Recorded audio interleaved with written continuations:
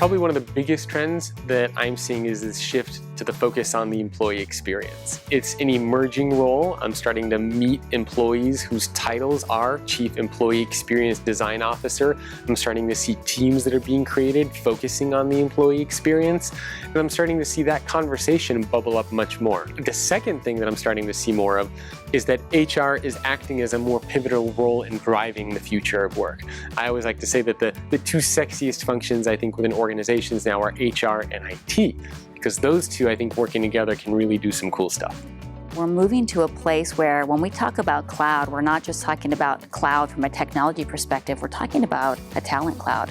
We're talking about the ability for employees to move around a company in a more seamless way, to be recognized for the skills and the capabilities that they have and their experiences.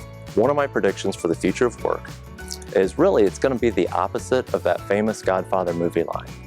It's not business, it is personal.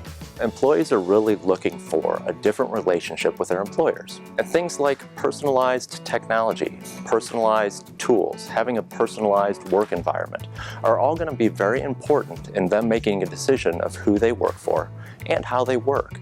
So give them access, give them the tools, give them the analytics, help them to make better decisions, and train them to be employees of the future of work.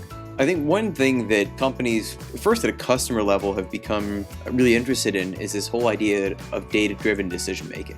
When you have information that enables you to say, if we do this, the company will, performance of the company will increase by 10%. That's now something where that becomes a core part of the strategy of an organization. We've been running companies the same way for about 100 years now. There's a social technology underneath our organizations. It's the management hierarchy. And like any technology, it's ripe for disruption. I think if you're looking at really changing the way business is done today, you need to be prepared for a long-term journey that goes really deep to the way power works in a business. Because ultimately, if you want lasting change, you need a new platform, a new paradigm, not just a quick fix. Transforming the workplace is a huge topic. I think what is really fascinating today is that transformation isn't just happening in one department or in one area or in one role. Transformation is happening in HR, it is happening in IT, it is happening in facilities management and innovation.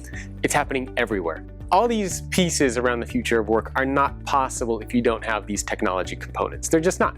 Real-time feedback, distributed teams, tapping into global talent, you just can't do that if you don't have the technology component there. We deliver an experience, and that really is what we're focused on. That experience could be around communication and how do you build global teams. It could be around analytics and how do you understand where people are driving and where they're productive and where they're not.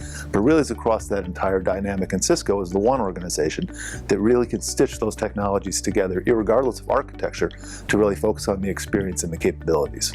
I think we're also getting to a place where we're going to put so much more focus on the power of teams.